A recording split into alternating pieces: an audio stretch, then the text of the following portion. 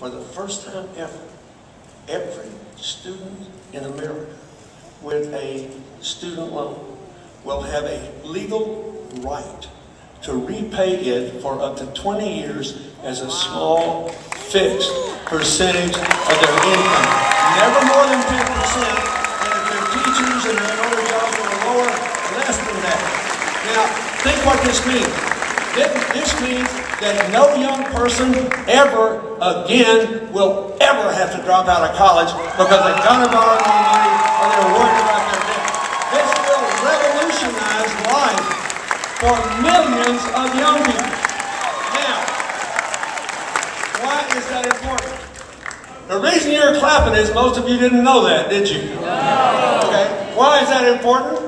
Because the leaders of the Republican Party have promised that if they win the Congress, they will get rid of it and make college more expensive, make the loans harder to repay, and add $60 billion to the national debt. Why would they do such a thing? They say it's because, even though it's wonderful, we can't do anything that touches the government. This is government. That's not what's going on. Government's involved in the subsidies. The people that got the $60 billion that are helping to fund all these crazy anonymous ads that are running all over America, they want their money back. Don't you listen to this Tea Party talk about how I'm on your side. This loan bill is on your side, and every young person in Florida and a college anywhere better vote for the man who voted for it. The only person who voted for it, and the only person you know will keep it, is Kendrick, Meek. Now, this is a huge deal. With this riding on the line, why in goodness nation would any young person who voted in the presidential race not vote in this race? Because they don't know. So here's my request to you. In the last 2 weeks, I want you to leave here and get on Facebook, get on YouTube, email your friends, use the social networks, put signs up in the buildings in all the colleges. Tell people about this. Tell them it passed, tell them what's in it, tell them the Republicans are committed to repeal it. If you do, we'll have a lot more than 20% of the 18 to 24-year-old vote. I'll tell you that.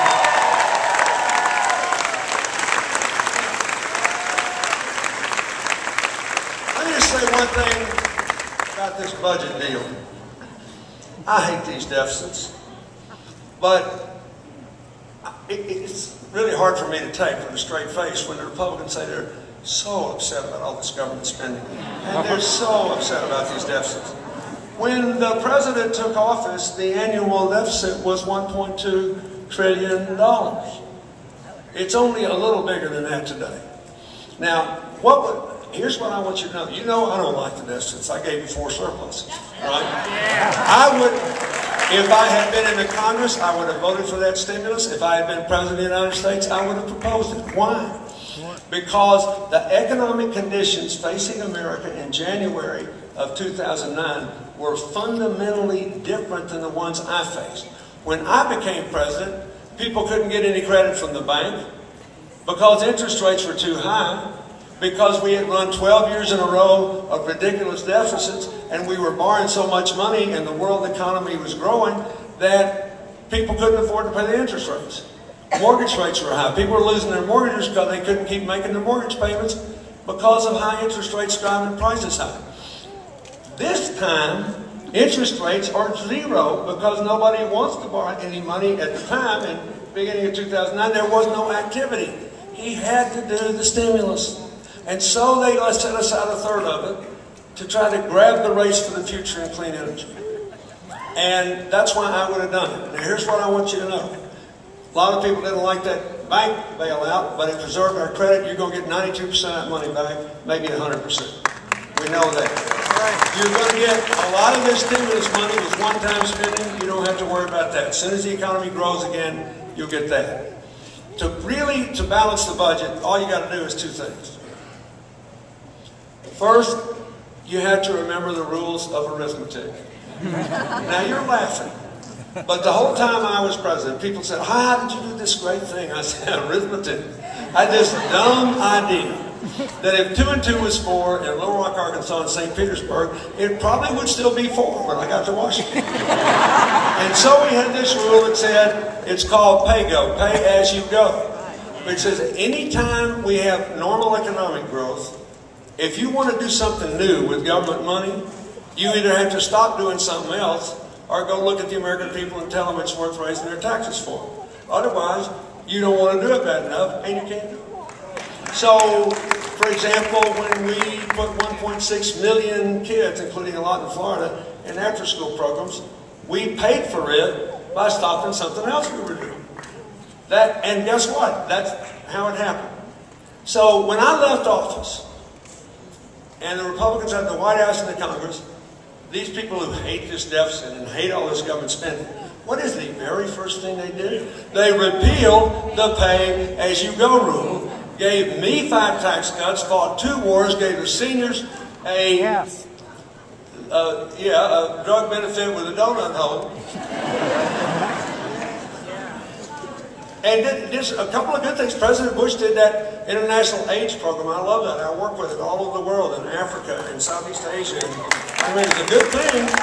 But the point is, and the senior drug benefit was a good thing, but for the donut hole. But the point is, he borrowed the money from China to do it. Because they kept promising me that this is the only time in American history we ever went to war and cut taxes. Whatever you think about Iraq and Afghanistan, it's crazy to borrow the money to support all these young men and women in uniform for somebody else. So somebody like me can get a tax cut, and I am not expecting to support these young people as good as America's been to me. That was wrong.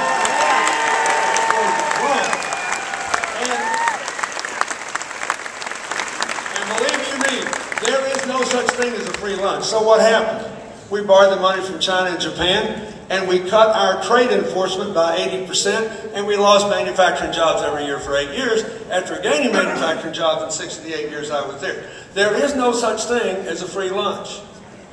You're just putting it on somebody else. So what I want to tell you is, Kendrick Meek has proved in all of his service in Congress, first, that he believes in the pay-as-you-go.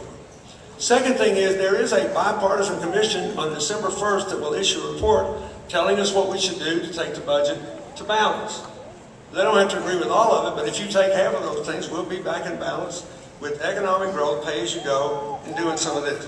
Don't believe this privatized Social Security business. Social Security is not a big problem. Make a few minor changes for the baby boom generation, only last 18 years, then the country will be growing again at the bottom, age 2.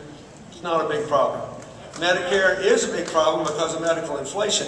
The worst thing you could do is turn it over to the insurance companies. Now, that's right. A lot of people love Medicare Advantage, and it has a lot of advantages, but I want you to know why it was done by the Republicans. They did it to build a base of seniors who would support private